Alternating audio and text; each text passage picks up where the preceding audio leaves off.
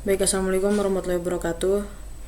Perkenalkan, kami dari kelompok 6 beranggotakan saya sendiri Nurul Debianti B dengan NIM 236501444, rekan saya Nurulan Saputri dengan NIM 236500005 dan Rahma Aprilia 236505150. Jadi pada kesempatan kali ini kami akan mempresentasikan hak cipta dan right manajemen melindungi karya intelektual di era digital. Jadi, memahami hak cipta dan manajemen hak adalah kunci untuk melindungi karya intelektual di era digital. Pada presentasi kali ini, kami akan membahas tentang konsep dasar, tantangan, dan masa depan hak cipta dan right manajemen. Apa itu right manajemen? Jadi, right manajemen itu adalah sistem yang membantu pemilik karya melindungi dan mengelola hak-hak mereka atas konten digital dan fisik. Contoh nyatanya meliputi lisensi musik, perlindungan film, manajemen e-book, dan kontrol akses dokumen perusahaan. Kemudian, fokus utamanya yaitu mengontrol penggunaan, distribusi, dan akses konten untuk memastikan pemilik mendapat kompensasi yang adil. Nah, selanjutnya ada peran hak cipta dalam right manajemen. Ada 3, yaitu yang pertama perlindungan hukum. Hak cipta memberikan perlindungan hukum kepada pencipta, mencegah penggunaan tanpa izin dan memastikan kompensasi yang adil. Kedua, kontrol distribusi. Pemilik hak cipta dapat mengontrol bagaimana karya mereka didistribusikan melalui lisensi eksklusif atau non-eksklusif. Dan yang ketiga adalah nilai ekonomi. Jadi hak cipta memungkinkan pencipta untuk menghasilkan pendapatan dari karya mereka melalui penjualan, lisensi, dan juga royalti. Selanjutnya, saya serahkan ke pemateri kedua rekan saya. Terima kasih. Assalamualaikum warahmatullahi wabarakatuh. Perkenalkan, nama saya Rahma Aprilia dari NIM 236500150. Langsung saja pada materi yang akan saya bahas, yaitu tentang proses right management atau tahapan utama. Yang pertama ada registrasi hak, di mana mendaftarkan karya untuk mendapatkan perlindungan hukum. Selanjutnya ada identifikasi pelanggaran, yaitu memantau dan mendeteksi penggunaan tanpa izin. Yang ketiga enforcement, yaitu mengambil tindakan hukum terhadap pelanggaran. Yang terakhir ada lisensi dan royalti, yaitu mengelola pemberian lisensi dan distribusi royalti. Proses right management melibatkan serangkaian tahapan registrasi strategis untuk melindungi dan memaksimalkan nilai karya intelektual. Setiap tahap sangat penting untuk memastikan perlindungan yang komprehensif dan pengelolaan yang efisien, di mana ada pre-processing yang termasuk tokenisasi atau memecah teks menjadi kata, penghilangan stop word, kata umum yang tidak informatif, dan stemming atau mengembalikan kata ke bentuk dasarnya, contoh informasi menjadi inform. Yang kedua ada pembuatan indeks, biasanya menggunakan inverted index yang menyimpan setiap kata unik dan daftar dokumen tempat kata itu muncul beserta posisinya.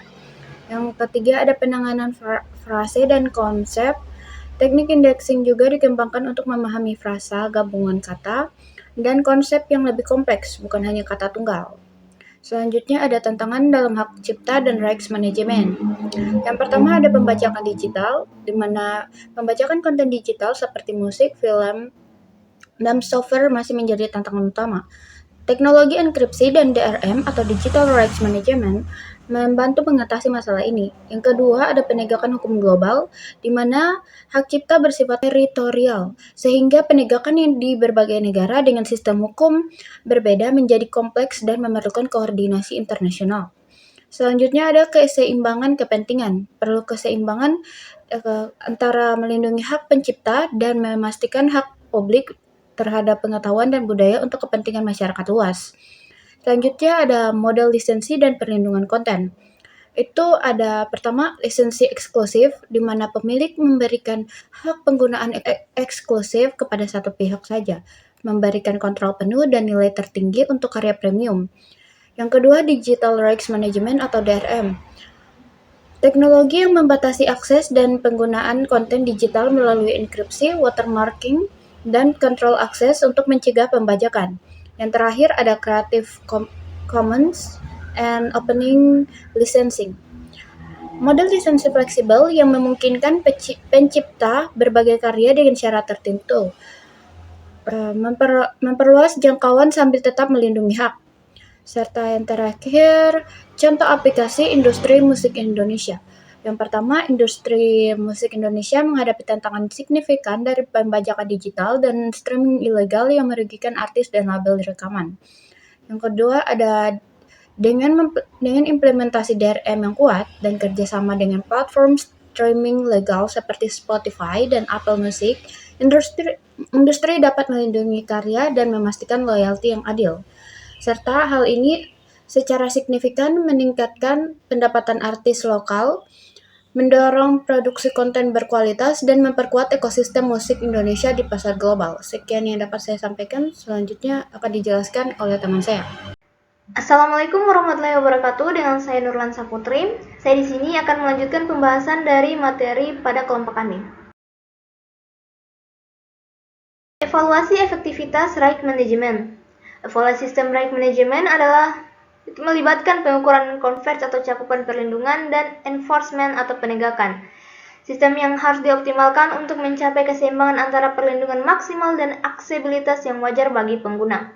Converge sendiri adalah presentasi karya yang berhasil yang didefinisikan dan didaftarkan dalam sistem right management dari total karya yang ada. Sedangkan enforce sendiri adalah tingkat keberhasilan dalam mendeteksi dan meningkatkan pelanggaran hak cipta, serta memastikan pemilik mendapatkan kompensasi yang sesuai. Pembahasan kedua ada perkembangan terkini dan tren masa depan. Yang pertama ada blockchain dan smart contracts. Merupakan teknologi blockchain yang memungkinkan pencatatan dan hak cipta yang transparan dan otomatis, sedangkan untuk smart contract, dia adalah distribusi royalti yang instan dan akurat. Kedua, ada AI untuk deteksi pelanggaran. Ini adalah kecerdasan buatan yang mengidentifikasi konten yang dilanggar secara otomatis di internet, serta mempercepat proses enforcement dan perlindungan hak. Yang ketiga ada NFT dan kepemilikan digital atau non-fungible tokens yang membuka cara baru untuk membuktikan kepemilikan dan autentitas karya digital, sehingga menciptakan pasar sekunder yang transparan. Kita masuk di bagian kesimpulan dan implikasi dari semua pembahasan yang telah dibahas oleh kelompok kami. Yang pertama ada hak cipta itu merupakan fondasi utama yang memastikan perlindungan dan nilai ekonomi dalam rights management. Yang kedua ada pemahaman mendalam tentang proses teknik, tantangan hukum, dan teknologi perlindungan sangat krusial untuk merancang dan mengimplementasikan sistem right management yang optimal. Dan yang terakhir ada masa depan right management, menjanjikan evaluasi menuju sistem yang lebih transparan, otomatis, dan adil, sehingga memanfaatkan teknologi blockchain dan AI untuk melindungi karya intelektual di era digital yang terus berkembang. Baik, itu saja pembahasan yang dapat saya berikan, dan jika ada salah kata atau pembahasan atau penjelasan yang kurang jelas yang diberikan dan dipaparkan oleh kelompok kami, kelompok 6, kami mohon maaf yang sebesar-besarnya, dan kami akhiri dengan mengucapkan wabillahi taufiq wal hidayah. Wassalamualaikum warahmatullahi wabarakatuh. Terima kasih.